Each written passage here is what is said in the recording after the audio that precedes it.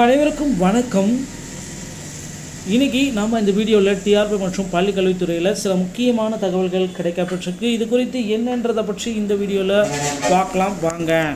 தமிழக பள்ளி கல்வித்துறையில் பிஆர்டிஇ மற்றும் பிடிபிஆர்டிஇ பட்டதாரி ஆசிரியர் நியமனம் குறித்து சில தகவல்களை நாம் பார்க்க போகிறோம். எப்பொழுது பணி நியமனம் கிடைக்கும், என்ன ப்ராசஸ் எல்லாமே நடந்துட்டுருக்கு என்பது குறித்து சில அப்டேட் தான் நம்ம முதல்ல பார்க்கலாம். முதல்ல இந்த பணி நியமனத்துக்கு காலதாமதமாக இருக்கக்கூடிய தடைகள் இருக்கக்கூடிய சில நீதிமன்ற வழக்குகள். இந்த வழக்குகளை பொறுத்தவரை வந்து பார்த்திங்கன்னா சிம்பிளாக முடிக்க வேண்டிய வழக்கு தான், ஆனால் ரொம்ப டிலே ஆகிட்டுருக்கு. முடிச்சு வைக்க வேண்டிய அரசு நிறைய விஷயங்களை செஞ்சுட்டு இருக்காங்க. ஸோ அப்படின்ட்டு நம்ம சொல்லுவோம். குறிப்பாக இந்த அமைச்சு பணியிடங்கள் அப்பாயின்மெண்ட் சம்மந்தப்பட்ட வழக்குகள் இன்னும் நிலுவையில் இருக்கிறது என்பது குறிப்பிடத்தக்க ஒரு விஷயம். இன்னும் கேஸ் வந்து பார்த்திங்கன்னா இயரிங்கில் தான். அது போக இன்னும் 2 வழக்குகளும் கூடுதலாக இருக்குது. ஸோ இருந்த போதிலும் இந்த அமைச்சு பணியிடங்களுக்கான பணி நியமனங்களை அரசு வந்து வழங்கியிருக்கு. 151 அமைச்சு பணியாளர்களுக்கு பணி நியமன ஆணைகளை தற்சமயம் அரசு வந்து வழங்கிட்டு இருக்காங்க. ஸோ இந்த பணி நியமன ஆணைகள் வந்து கொடுத்துருக்காங்க, அப்பாயின்மெண்ட்ஸ் வந்து கொடுத்துருக்காங்க. ஸோ தற்போதைய நிலையில் அந்த அமைச்சு பணியிடங்களுக்கான அமைப்பாடும் கொடுத்திருக்காங்க. ஆனாலும் இந்த வழக்குகள் இன்னும் நிலுவையில் இருப்பது குறிப்பிடத்தக்க ஒரு விஷயம். மேலும் அடுத்த இயரிங்கும் போட்டிருக்காங்க. இப்படி கேஸ் வந்து இன்னொரு பக்கம் இருக்க வழக்கு ஒரு பக்கம் மூவ் ஆகிட்டு இருக்கு. அது மட்டுமே இல்லாமல் இன்னும் கூடுதலாக 2 வழக்குகளும் இருக்குது என்பது ஒரு குறிப்பிடத்தக்க ஒரு விஷயம். ஸோ எப்போதான் இந்த மாதிரி இந்த பிடிபிஆர்டியோடைய அப்பாயின்மெண்ட்ஸ் எல்லாமே நடந்து முடிக்கும், எப்போ முடியும், என்ன இஷ்யூஸ் இருக்குது, நிறைய பேர் நிறைய கேள்விகள் கேட்கலாம். இது உங்களுக்கே தெரிஞ்ச விஷயம். இந்த லிஸ்ட்டில் இன்னும் கூடுதலாக சில நபர்களும் வர வேண்டும் இதுக்கான அப்படின்றதுக்காக தான் இந்த இஷ்யூவே இருக்குது. ஸோ இப்போ இருக்கிற சுச்சுவேஷன் பிரகாரம் வந்து பார்த்திங்கன்னா இந்த இஷ்யூவுடைய மிகப்பெரிய ஒரு அப்டேட்டு தான் நாம் இப்போ பார்த்துட்ருக்கேங்க. ஸோ தற்பொழுது அரசு தரப்பில் இருக்கக்கூடிய பெண்டிங்கில் இருக்கக்கூடிய இந்த மாதிரி நடவடிக்கைகள் எல்லாமே எடுத்திருக்காங்க. ஸோ அதே மாதிரி இன்னும் எவ்வளவு தூரத்துக்கு இதை கொண்டு போவாங்க, அப்பாயின்மெண்ட்ஸ் எல்லாமே எவ்வளோ டிலே ஆகும் அப்படின்றது நிறைய பேர் வந்து குழப்பத்தோடு தான் இருக்காங்க. ஸோ இறுதி கட்டத்தில் இருக்கும். அதே மாதிரி அப்பாயின்மெண்ட்ஸ் வந்து பார்த்திங்கன்னா கண்டிப்பாக நிறைய பேர் நம்பருக்குள்ளே வந்துடும். நவம்பர் டிசம்பருக்குள்ளார இது எல்லாமே நடந்து முடிஞ்சிடும் அப்படின்றத இவங்க கிளாரிட்டியோட சொல்லிட்டாங்க. ஸோ இந்த பிடிபிஆர்டியுடைய அப்பாயின்மெண்ட்ஸ் எல்லாமே இறுதி கட்டத்தில் இருக்கிறதுனால நவம்பர் டிசம்பருக்குள்ளே நடந்து முடிஞ்சிடும் ஸோ அப்படின்ட்டு சொல்லியிருக்காங்க. அதே மாதிரி முன்னாடியே வரத்துக்கான சான்சஸ் இருக்குது. பிரச்சனைகள் எல்லாமே முடியக்கூடிய இறுதி கட்டத்தில் அப்பாயின்மெண்ட்டும் கூடிய விரைவில் வரும், எந்த விதமான சந்தேகமும் இல்லை அப்படின்றத உங்களுக்கு ஒரு கிளாரிட்டியோடு நம்ம சொல்ல முடியுங்க. அடுத்து வந்து பார்த்திங்கன்னா இந்த முதுகலை பட்டதாரி ஆசிரியர் பணியிடங்களுடைய நிர்ணயத்திற்கு ஒரு சில வழிகாட்டு விதிமுறைகளை கொடுத்துருக்காங்க. அரசு பள்ளி மாணவர்களின் எண்ணிக்கைக்கு ஏற்ப முதுகலை பணியிடங்களை நிர்ணயம் செய்வது தொடர்பாக பள்ளி கல்வித்துறை பல்வேறு வழிகாட்டுதலை வெளியிட்டிருக்கு. இது தொடர்பாக பள்ளி கல்வித்துறை இயக்குநர் சார்பில் அனைத்து மாவட்ட முதன்மை கல்வி அலுவலர்களுக்கும் அனுப்பிய சுற்றறிக்கையில் தமிழகத்தில் அரசு பள்ளிகளில் ஆண்டுதோறும் ஆகஸ்ட் மாதம் முதல் மாணவர் சேர்க்கை அடிப்படையில் பணியாளர் நிர்ணயம் செய்யப்பட்டு வருகிறது. அதன்படி நிகழ்கல்வி ஆண்டு 2025 மற்றும் 26 ஆகஸ்ட் 1ஆம் தேதி நிலவரப்படி பள்ளிகளில் உள்ள மாணவர்களின் எண்ணிக்கைக்கு ஏற்ப முதுகலை ஆசிரியர் பணியிடங்கள் நிர்ணயம் செய்யப்பட்டுள்ளன. அதன்படி தமிழ், ஆங்கிலம் பாடம் வேலை ஆசிரியர்களுக்கு வாரத்திற்கு 24 பாட வேலைகளும், இதர பாட ஆசிரியர்களுக்கு வாரத்திற்கு 28 பாட வேலைகளும் குறைந்தபட்சம் வருமாறு பணி நிர்ணயம் செய்யப்பட்டிருக்கிறது. +1 +2 இந்த மாதிரி வகுப்புகளுக்கு ஒரு ஆசிரியர் 40 மாணவர்கள், அந்த 1:40 அப்படின்றத அவங்க தெளிவாக குறிப்பிட்டு சொல்லிட்டாங்க. ஸோ 1:40 என்ற ரேஷியோவில் வந்து பார்த்திங்கன்னா அந்த +1 +2 மாணவர்களுக்கு ஆசிரியர்களை அமைக்க போகிறதாக சொல்லியிருக்காங்க. மேல்நிலைப்பள்ளி அமைந்துள்ள மாநகராட்சி நகராட்சியாக இருப்பின் 30 மாணவர்களுக்கு ஊராக போதையாக என்றால் 15 மாணவர்கள் அப்படின்றது அவங்க குறிப்பிட்டு சொல்லிட்டாங்க. 24 பாடவர்களும் முதன்மை பாடத்தில் 28 பாடவர்களும் கூடுதலாக இருப்பின் ஒரு ஆசிரியரை கூடுதலாக நியமனம் செய்து கொள்ளலாம். இது தவிர ஒரு பாடத்தில் ஒன்றுக்கு மேற்பட்ட ஆசிரியர்கள் பணிபுரிந்து அதில் ஒரு பணியிடம் உபரியாக இருப்பின் அதில் பணியாற்றுவர்கள் இளையோரை உபரியாக காண்பிக்க வேண்டும். அதே நேரம் ஒரு முறை பணி நியமனம் செய்த ஆசிரியர்களை அடுத்த 3 ஆண்டுகளுக்கு மீண்டும் மாற்றம் செய்யக்கூடாது. எனினும் சென்ற பள்ளிகளில் பணி நியமன நடவடிக்கைக்கு உள்ளான ஆசிரியர்கள் இந்த ஆண்டும் விருப்பம் தெரிவித்தால் அவரை தற்பொழுது பணியாளர் நிர்ணயத்தின் உபரியாக காண்பிக்கலாம். இந்த வழிமுறைகளை பின்பற்றி முதுகலை ஆசிரியர்களை பணி நியமனம் செய்து விவரங்களை இயக்குநரகத்துக்கு அனுப்பி அனுப்பி வைக்க வேண்டும் என்று தகவல் வெளியிட்டிருக்காங்க. அடுத்து வந்து பார்த்திங்கன்னா டிஆர்பியில் 2013 டெட் பேட்சுக்கு உண்டான உண்டான போஸ்டிங்ஸ் எல்லாமே விரைவில் போட இருக்காங்க. இதற்குண்டான அரசாணைகளை பள்ளிக்கல்வித்துறை அமைச்சர் விரைவில் வெளியிடுவார் அப்படின்றத நம்ம எதிர்பார்க்கலாம். அடுத்து பகுதி நேர ஆசிரியர்களுக்கு பணி நிரந்தரம். ஸோ இந்த கிட்டத்தட்ட எல்லாருமே எதிர்பார்த்த மாதிரி பகுதி நேர ஆசிரியர்களுடைய தேர்தல் வாக்குறுதிகளை விரைவில் நிறைவேற்ற இருக்காங்க. பிஜிடிஆர்பியோடைய வேகன்சிஸ் வந்து பார்த்திங்கன்னா இந்த 2025 உண்டான வேகன்சிஸை ஒரு இன்க்ரீஸ் பண்ணலாம் அப்படின்ற மாதிரி முடிவுகள் எடுக்கப்பட்டு வருகிறது. டிஆர்பியில் இந்த தகவல்கள் எல்லாமே தற்சமயம் பேசப்பட்டு வருகிறீங்க. டிஆர்பி மற்றும் பள்ளிக்கல்வித்துறை சொந்தமான செய்திகள் அனைத்தையும் உடனுக்குடன் பெற நீங்கள் நம்முடைய சேனலோட இணைந்தீர்கள். மீண்டும் ஒரு நல்ல தகவலோட நாங்களும் சந்திக்கிறோம். நன்றி, வணக்கம். அனைவருக்கும் வணக்கம்.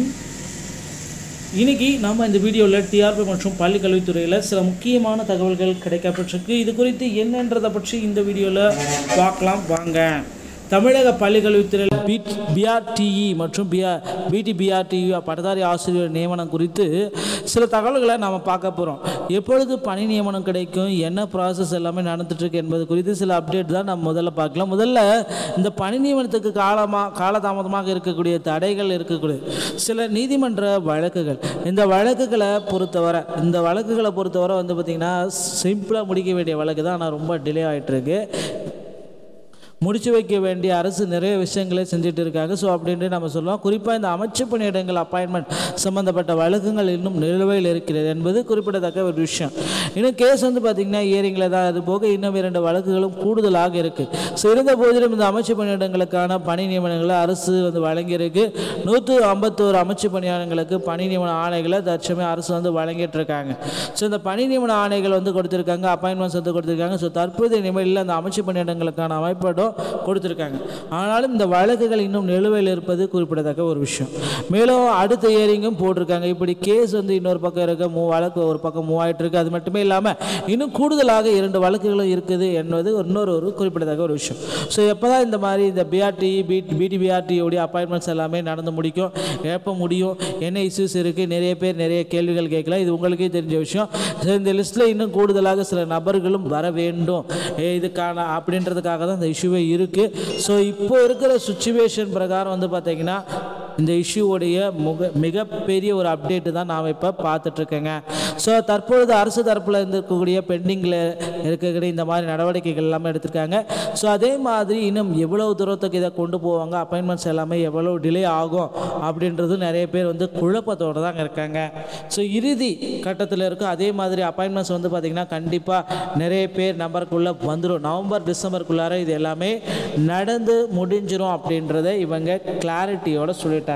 ஸோ இந்த பிடிபிஆர்டியோடைய அப்பாயின்மெண்ட்ஸ் எல்லாமே இறுதி கட்டத்தில் இருக்கிறதுனால நவம்பர் டிசம்பருக்குள்ளே நடந்து முடிஞ்சிடும் ஸோ அப்படின்ட்டு சொல்லியிருக்காங்க. அதே மாதிரி முன்னாடியே வரதுக்கான சான்சஸும் இருக்குது. பிரச்சனைகள் எல்லாமே முடியக்கூடிய இறுதி கட்டத்தில் அப்பாயின்மெண்ட்டும் கூடிய விரைவில் வரும், எந்த விதமான சந்தேகமும் இல்லை அப்படின்றத உங்களுக்கு ஒரு கிளாரிட்டியோடு நம்ம சொல்ல முடியுங்க. அடுத்து வந்து பார்த்திங்கன்னா இந்த முதுகலை பட்டதாரி ஆசிரியர் பணியிடங்களுடைய நிர்ணயத்திற்கு ஒரு சில வழிகாட்டு விதிமுறைகளை கொடுத்துருக்காங்க. அரசு பள்ளி மாணவர்களின் எண்ணிக்கைக்கு ஏற்ப முதுகலை பணியிடங்களை நிர்ணயம் செய்வது தொடர்பாக பள்ளிக்கல்வித்துறை பல்வேறு வழிகாட்டுதலை வெளியிட்டிருக்கு. இது தொடர்பாக பள்ளிக்கல்வித்துறை இயக்குநர் சார்பில் அனைத்து மாவட்ட முதன்மை கல்வி அலுவலர்களுக்கும் அனுப்பிய சுற்றறிக்கையில் தமிழகத்தில் அரசு பள்ளிகளில் ஆண்டுதோறும் ஆகஸ்ட் மாதம் முதல் மாணவர் சேர்க்கை அடிப்படையில் பணியாளர் நிர்ணயம் செய்யப்பட்டு வருகிறது. அதன்படி நிகழ்கல்வியாண்டில் 2025 மற்றும் 26 ஆகஸ்ட் 1ஆம் தேதி நிலவரப்படி பள்ளிகளில் உள்ள மாணவர்களின் எண்ணிக்கைக்கு ஏற்ப முதுகலை ஆசிரியர் பணியிடங்கள் நிர்ணயம் செய்யப்பட்டுள்ள. அதன்படி தமிழ் ஆங்கிலம் பாடம் வேலை ஆசிரியர்களுக்கு வாரத்திற்கு 24 பாட வேலைகளும் இதர பாட ஆசிரியர்களுக்கு வாரத்திற்கு 28 பாட வேலைகளும் குறைந்தபட்சம் வருமாறு நிர்ணயம் செய்யப்பட்டிருக்கிறது. +1 +2 இந்த மாதிரி வகுப்புகளுக்கு ஒரு ஆசிரியர் 40 மாணவர்கள், அந்த 1:40 அப்படின்றத அவங்க தெளிவாக குறிப்பிட்டு சொல்லிட்டாங்க. ஸோ 1:40 என்ற ரேஷியோவில் வந்து பார்த்திங்கன்னா அந்த +1 +2 மாணவர்களுக்கு ஆசிரியர்களை அமைக்க போகிறதாக சொல்லியிருக்காங்க. மேல்நிலைப்பள்ளி அமைந்துள்ள மாநகராட்சி நகராட்சியாக இருப்பின் 30 மாணவர்களுக்கு ஊராக போதையாக என்றால் 15 மாணவர்கள் அப்படின்றத அவங்க குறிப்பிட்டு சொல்லிட்டாங்க. 24 பாடவர்களும் முதன்மை பாடத்தில் 28 பாடவர்களும் கூடுதலாக இருப்பின் ஒரு ஆசிரியரை கூடுதலாக நியமனம் செய்து கொள்ளலாம். இது தவிர இது தவிர ஒரு பாடத்தில் ஒன்றுக்கு மேற்பட்ட ஆசிரியர்கள் பணிபுரிந்து அதில் ஒரு பணியிடம் உபரியாக இருப்பின் அதில் பணியாற்றுவர்கள் இளையோரை உபரியாக காண்பிக்க வேண்டும். அதே நேரம் ஒரு முறை பணி நிறுவனம் செய்த ஆசிரியர்களை அடுத்த 3 ஆண்டுகளுக்கு மீண்டும் மாற்றம் செய்யக்கூடாது எனினும் சென்ற பள்ளிகளில் பணி நிறுவனக்கு உள்ளான ஆசிரியர்கள் இந்த ஆண்டும் விருப்பம் தெரிவித்த அவரை தற்பொழுது பணியாளர் நிர்ணயத்தின் உபரியாக காண்பிக்கலாம். இந்த வழிமுறைகளை பின்பற்றி முதுகலை ஆசிரியர்களை பணி நியமனம் செய்து விவரங்களை இயக்குநரகத்துக்கு அனுப்பி வைக்க வேண்டும் என்று தகவல் வெளியிட்டிருக்காங்க. அடுத்து பார்த்திங்கன்னா டிஆர்பியில் 2013 டெட் பேட்சுக்கு உண்டான உண்டான போஸ்டிங்ஸ் எல்லாமே விரைவில் போட இருக்காங்க. இதற்குண்டான அரசாணைகளை பள்ளிக்கல்வித்துறை அமைச்சர் விரைவில் வெளியிடுவார் அப்படின்றத நம்ம எதிர்பார்க்கலாம். அடுத்து பகுதி நேர ஆசிரியர்களுக்கு பணி நிரந்தரம். ஸோ இந்த கிட்டத்தட்ட எல்லாருமே எதிர்பார்த்த மாதிரி பகுதி நேர ஆசிரியர்களுடைய தேர்தல் வாக்குறுதிகளை விரைவில் நிறைவேற்ற இருக்காங்க. பிஜிடிஆர்பியோடைய வேகன்சிஸ் பார்த்திங்கன்னா இந்த 2025 உண்டான வேகன்சிஸை ஒரு இன்க்ரீஸ் பண்ணலாம் அப்படின்ற மாதிரி முடிவுகள் எடுக்கப்பட்டு வருகிறது. டிஆர்பியில் இந்த தகவல்கள் எல்லாமே தற்சமயம் பேசப்பட்டு வருகிறீங்க. டிஆர்பி மற்றும் பள்ளிக்கல்வித்துறை சொந்தமான செய்திகள் அனைத்தையும் உடனுக்குடன் பெற நீங்கள் நம்முடைய சேனலோட இணைந்திருங்கள். மீண்டும் ஒரு நல்ல தகவலோட நாங்களும் சந்திக்கிறோம். நன்றி, வணக்கம்.